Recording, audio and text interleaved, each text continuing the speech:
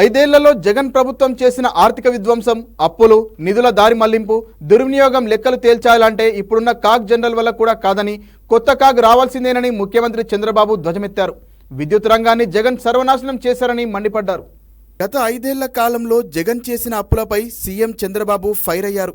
సచివాలయంలో విద్యుత్ రంగంపై శ్వేతపత్రం విడుదల చేసిన సందర్భంగా చంద్రబాబు విలేకరులతో మాట్లాడుతూ, విద్యుత్ రంగంలో నేను తెచ్చిన సంస్కరణ వల్ల నా పవర్ పోయింది కానీ దేశం బాగుపడిందని చంద్రబాబు చమత్కరించారు.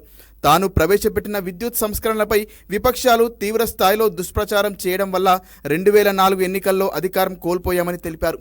జగన్ దుర్మార్గపు పాలనలో అస్తవ్యస్తమైన విద్యుత్ రంగాన్ని మళ్లీ గాడిన పెట్టడం చాలా పెద్ద పని అయినా సవాల్గా తీసుకుంటామని తెలిపారు సీఎం.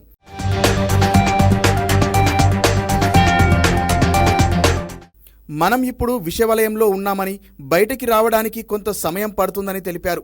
ఆదాయం లేకపోతే బొగ్గు కూడా కొనలేని పరిస్థితి తలెత్తుతుందన్నారు. డిస్కంలకు హామీ ఇవ్వడానికి ప్రభుత్వం దగ్గర డబ్బు లేవని, అందుకే మొత్తం విద్యుత్ రంగాన్ని గాడిన పెట్టేందుకు వ్యూహం రూపొందిస్తామని వివరించారు. కోతలు, లో వోల్టేజీ సమస్యలు లేకుండా నాణ్యమైన విద్యుత్ ఇస్తామన్నారు. విద్యుత్ కోతల్లో నిర్లక్ష్యం వహిస్తే బాధ్యులపై కఠిన చర్యలు తీసుకుంటామని హెచ్చరించారు.